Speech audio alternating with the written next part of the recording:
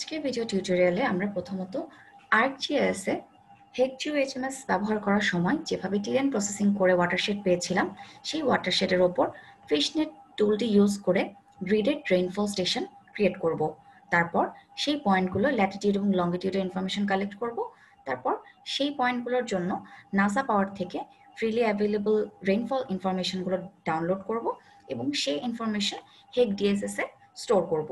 পরবর্তীতে যখন আমরা HEC-HMS এ মডেল প্রিপেয়ার করতে যাব তখন যখন টাইম সিরিজ ডেটা ইউজ করতে যাব সেই ক্ষেত্রে আমরা HEC-DSS ফাইলটাকে কল করব।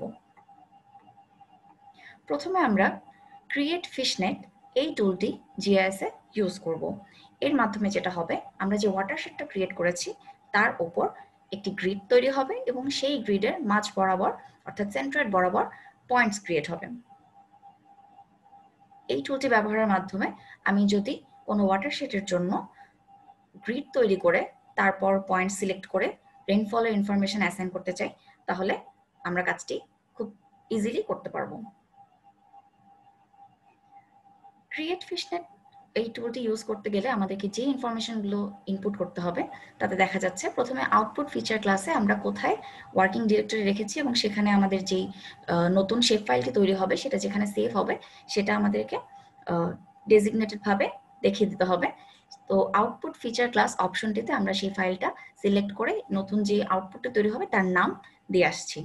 এরপর টেমপ্লেট এক্সটেন্ড এই অপশনটিতে আমরা যে ওয়াটারশেডটা তৈরি করেছিলাম HEC-GeoHMS এ সেটাকে আমরা তার আউটপুটের এক্সটেন্ড হিসেবে দেখিয়ে দিচ্ছি, যার কারণে আমরা যে গ্রিডটা তৈরি করতে যাচ্ছি সেটা আমার এই ওয়াটারশেডের উপর ক্রিয়েট হবে।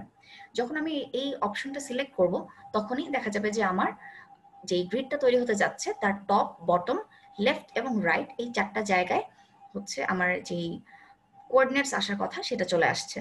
এরপরে বাকি অপশনগুলো আমার আর তেমন যেহেতু এগুলো অপশনাল, এগুলোর আমার তেমনভাবে ইনফরমেশন ইনপুট করার প্রয়োজন নেই। আমি চাচ্ছি রো কলাম ডিফাইন করে এই গ্রিডটা তৈরি করতে। সেক্ষেত্রে আমি আর এই সেল সাইজের উইডথ এবং হাইট না দিয়ে ডিরেক্ট রো এবং কলামের ইনফরমেশনটা দিয়ে দিচ্ছি। আপাতত আমি আমার এই ওয়াটারশেডে টোটাল 4টা গ্রিড তৈরি করতে চাচ্ছি, যার কারণে আমি 2 রো 2 কলাম এখানে ইনপুট করেছি। সো এখানে যখন আমি 2 রো 2 কলাম দেব অটোমেটিক্যালি এটা একটি 4টি গ্রিড তৈরি করার অপশন ক্রিয়েট করছে। এরপর একটি অপশন আছে ক্রিয়েট লেবেল পয়েন্টস, এটা আমাদেরকে টিক দিয়ে রাখতে হবে সো দ্যাট এটা যদি চেক করা থাকে তাহলে যেটা হবে গ্রিড তৈরির সাথে সাথে গ্রিডের সেন্ট্রয়েডে আমরা পয়েন্টসও দেখতে পাবো। এরপর যে অপশনটি আছে জিওমেট্রিক টাইপ, এটা পলিলাইন দেওয়া থাকে, এটাকে পলিগন করে দিতে হবে। এই অপশনগুলো এভাবে এডিট করে ওকে দিলে আমাদের ওয়াটারশেডের ওপর ফিশনেট বা গ্রিড যেটা সেটা তৈরি হবে। পরবর্তীতে আমরা আমাদের ওয়াটারশেডের ওপর ঠিক এইভাবে 2 রোজ এবং 2 কলামের জন্য একটি গ্রিড দেখতে পারি এবং এই গ্রিডের সেন্ট্রয়েড বরাবর আমি 4টি পয়েন্টস দেখতে পাচ্ছি এবং আমি এই পয়েন্টসগুলোতে আমার রেইনফল ইনফরমেশন ইনপুট করব।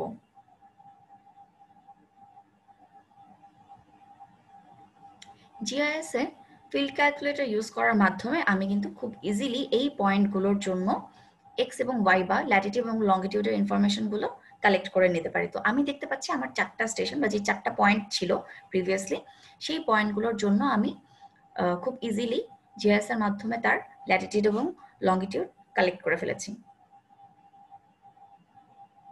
এই ল্যাটিটিউড এবং লঙ্গিটিউডের ইনফরমেশনগুলো আমি পরবর্তীতে যখন রেইনফল ডেটা ডাউনলোড করব তখন আমার প্রয়োজন পড়বে।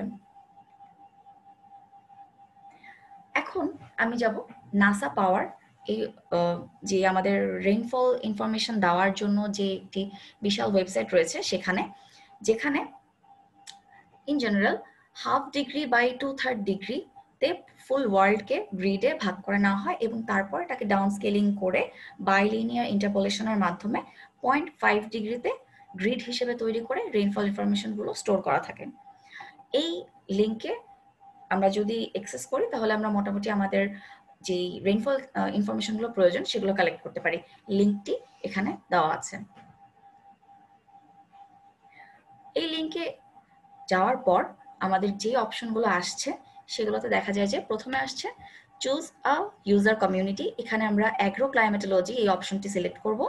এরপর আমরা আপাতত চাচ্ছি ডেইলি রেইনফল ডেটা দিয়ে কাজটা করতে। সো আমরা টেম্পোরাল এভারেজ যেটা আছে সেখানে ডেইলি পয়েন্টটা সিলেক্ট করে আসবো। এরপর ল্যাটিটিউড এবং লঙ্গিটিউডের ইনফরমেশনগুলো দিতে হবে। আমি যে 4টি পয়েন্ট বের করেছি সেই 4টি পয়েন্টের ল্যাটিটিউড এবং লঙ্গিটিউড আমাকে একে একে এখানে দিতে হবে। তো প্রথমে আমি একটি পয়েন্টের জন্য ল্যাটিটিউড লঙ্গিটিউড ইনপুট করেছি। তারপর আমি কত দিনের জন্য ডেটা ডাউনলোড করতে চাই সেইটা আমাকে এখানে স্টার্ট ডেট এবং এন্ড ডেট এই অপশনে গিয়ে সিলেক্ট করে দিয়ে আসতে হবে। এরপর যে আমি রেইনফল ডেটা নিতে চাচ্ছি সেটা কোন ফরম্যাটে, কোন আউটপুট ফরম্যাটে আমার কাছে সেভ হবে সেটা দেখার জন্য আমাকে এখানে বেশ কিছু অপশন আছে, সেখান থেকে একটা সিলেক্ট করে আসতে হবে। সবচেয়ে ইজিয়ার অপশন হচ্ছে CSV, যেটা কিনা এক্সেলের একটা ফর্ম হিসেবে আসবে এবং এটা থেকে কাজ করাটা আমাদের জন্য ইজিয়ার হবে। সো আমরা এখানে CSV ফরম্যাটটা সিলেক্ট করব এবং এখানে দেখা যাচ্ছে যে অনেক ইনফরমেশন, অ্যাগ্রো ক্লাইমেটোলজির আন্ডারে আসলে অনেক ধরনের ইনফরমেশন পাওয়ার সুযোগ থাকে, যেমন precipitation, wind speed, relative humidity and so on. So আমরা যেহেতু শুধুমাত্র রেইনফল নিয়ে কাজ করতে চাচ্ছি, সো আমরা প্রেসিপিটেশনটাকে এখানে চেক করব। এটা করার পর আমাদেরকে সাবমিট প্রসেসের আন্ডারে যে সাবমিট অপশনটি আছে সেখানে সাবমিট করতে হবে। তো এতে দেখা যাবে যে CSV ফরম্যাটে যেহেতু আউটপুট আমরা সিলেক্ট করে এসেছি, সো সেটা ডাউনলোড হয়ে যাবে। এখন আমাদেরকে যেতে হবে হেগ ডিএসএস এ। তো আমরা যদি হেগ ডিএসএস এ ওপেন করি ইনস্টল করার পর, তাহলে আমরা যেটা ইনিশিয়ালি দেখতে পাবো সেই ইন্টারফেসটা যদি একটু ডেসক্রাইব করি, তাহলে দেখা যাচ্ছে সবার উপরে আমরা যেটা দেখতে পাচ্ছি সেটা হচ্ছে মেনু বার। তারপরে যে অপশনটা আছে তাকে আমরা বলছি টুল বার। এরপর আমরা যে কোনো ফাইল নিয়ে কাজ করলে যদি সেটাকে আমরা সিলেক্ট করি, তাহলে দেখা যাবে যে সেই ফাইলের ইনফরমেশনগুলো, ফাইল নেম এবং তার পাথ নেমগুলোর জন্য এখানে দেখা যাবে যে ইনফরমেশনটা দেখা যাবে। এরপর ফাইল ট্যাবস যেটা, সেটাতেও আমরা বেশ কিছু ফাইল একসঙ্গে ওপেন করে একটা পর একটা ফাইলের ট্যাব চেঞ্জ করে কাজ করতে পারবো। সার্চ বক্সেসে আমরা বিভিন্ন পাথ নেম সার্চ করার অপশন পাচ্ছি। এরপর আমরা নিচে যে ফাইলগুলো আমরা রেখেছি সেগুলোর পাথ নেমস দেখতে পাচ্ছি।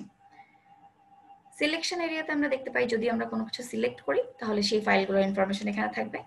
আর সিলেকশন বাটনস বলে নিচে বেশ কিছু অপশনস রয়েছে। আচ্ছা, তো প্রথমত আমরা হেগডিএসএস এ গিয়ে একটি নতুন ফাইল ক্রিয়েট করার চেষ্টা করব। সো আমরা নিউ, যেহেতু হেগডিএসএস ফাইল তৈরি করতে যাচ্ছি, এরপর আমাদেরকে ডেটার এন্ট্রি দিতে হবে। ডেটার এন্ট্রির অনেক অপশন রয়েছে, আমরা এখানে manual time series data entry করব। এরপর টাইম সিরিজের যে ডেটা এন্ট্রির অপশন আছে এটা সিলেক্ট করার পর আমরা এরকম একটি ইন্টারফেস দেখতে পাবো। এখানে আমাদেরকে পাথ নেমের যে পার্টস গুলো আছে ABCDEF, এই অপশনগুলো দিয়ে দিতে হবে। এই ABCDEF এর আমরা যেই অপশনগুলো সিলেক্ট করব এই পার্টগুলো নিয়ে পাথ নেম ক্রিয়েট হবে।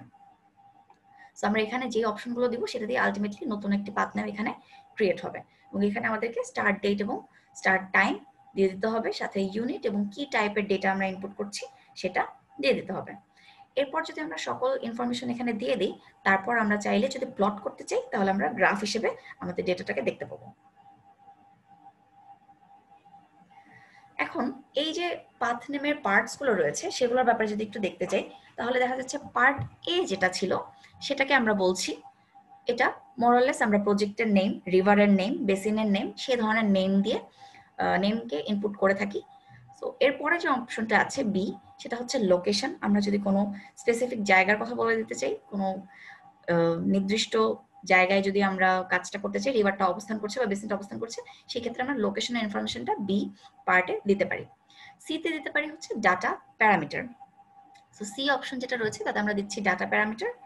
এরপর ডিতে আসছে starting date of block in a 9 character military format. ইতে আসছে টাইম ইন্টারভাল, আর এফ এ আসছে additional user defined descriptive information. তো সবগুলো ইনফরমেশন যদি আমি প্রপারলি ইনপুট করি, তাহলে যদি একটা এক্সাম্পল পাথ নেম দেখি, দেখা যাচ্ছে এতে একটা রিভারের নাম দেওয়া আছে যার নাম রেড রিভার, বিতে দেওয়া আছে একটা লোকেশন যার নাম হচ্ছে বেন্ট ম্যারিনা, সিতে ডাটা প্যারামিটার যেটা, সেটা আমরা এখানে ফ্লো দিয়েছি, ফ্লো দিতে পারি, আমরা প্রেসিপিটেশন দিতে পারি, যে কোনো কিছু দিতে পারি। তারপর ডি যে অপশনটা আছে তাতে আমরা স্টার্টিং ডেট অফ ব্লক দিচ্ছি, এখানে দেওয়া আছে 1 জানুয়ারি 1995, এটা এক্সাম্পল দেওয়া। এরপর টাইম ইন্টারভেল যেটা দেওয়া ইতে, 1 ডে হতে পারে, আওয়ারলি হতে পারে, মান্থলি হতে পারে, সেই ইনফরমেশনটা দিলে এখানে যে ইন্টারভেলটা আমি দিব সেই ইন্টারভেলটা এখানে দেখা যাবে। এবং ফাইনালি হচ্ছে additional user defined descriptive information যেটা কি অবজার্ভ ডেটা ছিল নাকি কি টাইপের সিমুলেটেড ডেটা ছিল, এই ইনফরমেশনগুলো অ্যাডিশনাল ভাবে ইনফরমেশনগুলো অ্যাড করা যেতে পারে। তো এখন যদি আমরা আমাদের 4টা স্টেশনের মধ্যে একটা স্টেশনের জন্য, স্টেশন 1 এর জন্য যদি ম্যানুয়ালি ডেটা ইনপুট করতে চাই, সেক্ষেত্রে আমাদেরকেও এই A B C D E F এই পাথ নেম পার্টগুলো প্রথমে ইনপুট দিতে হবে। সো প্রথমে আমি যেটা করছি, এ যেটাতে ছিল আমার নেম দেওয়ার কথা, সেখানে আমি CEDER সিডার এই লোকেশনটার জন্য এই বেসিনটা ইউজ করতে চাচ্ছি। বিতে যেটা, সেখানে আমি স্টেশন 1 বলতে চাচ্ছি। সিতে যেটা ছিল যে সেটা ফ্লো কি টাইপের, সেটা যেমন কি প্যারামিটার আমরা ইউজ করছি সেটা যেমন ইউজ করতে হয়, দেখাতে হয় এখানে। এর আগে আমরা দেখিয়েছিলাম সেখানে ফ্লো, এখন আমরা দেখাচ্ছি যেহেতু রেইনফল ডেটা আমাদের, তো আমরা প্রেসিপিটেশন ইনক্রিমেন্টাল দেওয়ার জন্য প্রেসিপ INC এটা লিখব। এই ক্ষেত্রে যেভাবে লেখা প্রয়োজন ঠিক সেভাবেই লেখাটা ভালো, আদারওয়াইজ সেভ হয় না। সো আমাদের পাথ নেমে যখনই আমরা রেইনফলের ডেটা দিতে যাব তখন আমরা ঠিক এইভাবেই লিখতে যাব যেভাবে এখানে লেখা আছে, ক্যাপিটাল লেটারে এবং মাঝখানে একটি হাইফেন দিয়ে তারপর আবার INC, এভাবে আমরা এটা লিখব। এরপর ই অপশনে আমরা দিচ্ছি 1 ডে আর এফ এ দিচ্ছি অবজার্ভ ডেটা, সো OBS এটা আমরা লিখছি। তো আমরা যদি এভাবে আমাদের প্রত্যেকটা পার্টসের ইনফরমেশন দিয়ে দিই, তাহলে আমরা আমাদের নতুন পাথ নেম ক্রিয়েট করতে পারছি।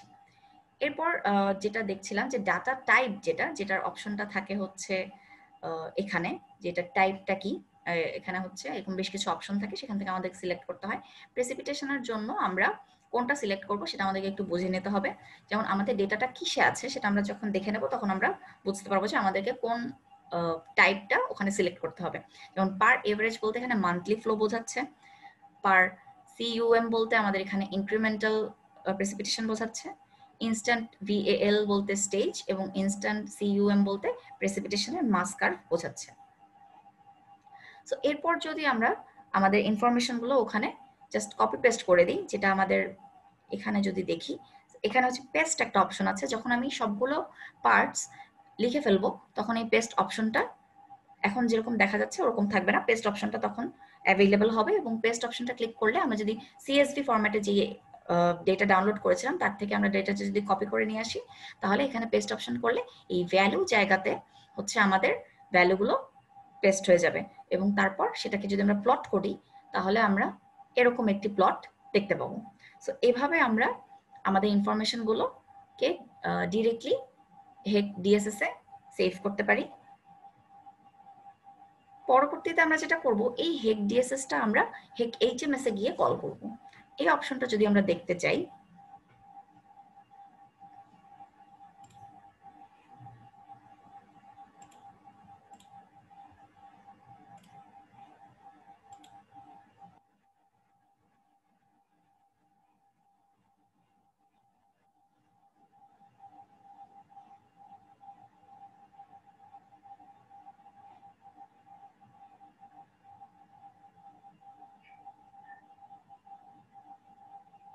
এখানে যেটা দেখা যাচ্ছে যখন আমি হেক HMS যাচ্ছি, প্রেসিপিটেশন গেজেস এর আন্ডারে আমি দেখা যাচ্ছে গেজ 1 বলতে যদি আমি স্টেশন 1 কে বোঝাই, সেক্ষেত্রে তার ডেটা সোর্স বলে যে অপশন আছে, আগে যখন আমরা কাজ করছি তখন আমরা ম্যানুয়াল এন্ট্রি দিয়ে কাজ করতাম, তখন তার ইউনিট এবং টাইম ইন্টারভাল আমরা বলে দিতাম, তারপর আমরা তাতে টাইম উইন্ডোজ চেঞ্জ করে তারপর আমরা তাতে টেবিল আকারে আমাদের ডেটাগুলো কপি পেস্ট করে দিতে পারতাম। এখন যেটা হবে, ম্যানুয়াল এন্ট্রির জায়গায় আমি ডিরেক্ট হেক DSS সিলেক্ট করব। এরপর এখানে DSS ফাইল নেম এবং DSS পাথ নেম বলে একটি অপশন আছে, এটাকে যদি আমরা দেখতে চাই তাহলে আমরা চাইলে ইজিলি আমাদের যে পাথ নেম আছে, আমরা যেটা একটু আগে তৈরি করে এসেছি, সেই পাথ নেমটা কিন্তু চাইলেই আমরা এখান থেকে, এখানে যেমন যদি আমাদের করা থাকতো তাহলে আমরা এখান থেকে যদি সিলেক্ট করতাম তাহলে এই পাথ নেমের ফাইল এখানে চলে আসতো। একইভাবে যদি আমি কোনো ফাইল সিলেক্ট করতে চাই তাহলে যদি DSS ফাইলের এখানে আমি ব্রাউজার ওপেন করার জন্য ব্রাউজ করতে চাই, তাহলে আমি যেখানে এটা সেভ করে রেখেছি সেই ফাইলটা কিন্তু ইজিলি আমি সিলেক্ট করে দিলে এখানে পাথ নেম এবং ফাইল নেম চলে আসবে। সো সেই ক্ষেত্রে আমার আর ম্যানুয়ালি ইনপুট করার যে ব্যাপারটা ছিল টেবিল হিসেবে, সেটা আর করা লাগছে না। এবং যদি অনেক বছরের ডেটা থাকে সেক্ষেত্রে আমরা খুব ইজিলি এবং অনেক বেশি ডেটাকে হেক DSS এ স্টোর করে পরবর্তীতে সিম্পলি এখানে কল করে আমরা রান দেওয়ার জন্য ইউজ করতে পারি। শুধুমাত্র প্রেসিপিটেশন না, ফ্লো এর জন্য এবং অবজার্ভ ফ্লো এর জন্য, যার সাথে আমরা পরবর্তীতে ক্যালিব্রেশন করে মিলিয়ে দেখতে পারি, সেই সব কিছুই হেগ ডিএসএস এ স্টোর করে রাখা পসিবল, এবং সেক্ষেত্রে ডাটা হ্যান্ডলিং করা এবং কাজ করাটাও খুব বেশি ইজিয়ার হয়ে যায়। সো এভাবে আমরা হেগ ডিএসএস ব্যবহার করে অনেক বড় ভলিউমের ডেটাকে সেভ করে সিম্পলি হেগ এইচএমএস এ যখনই টাইম সিরিজ ডেটার প্রয়োজন পড়ছে কল করে নিয়ে এসে রান করে আমাদের মডেলটিকে সিমুলেট করতে পারি।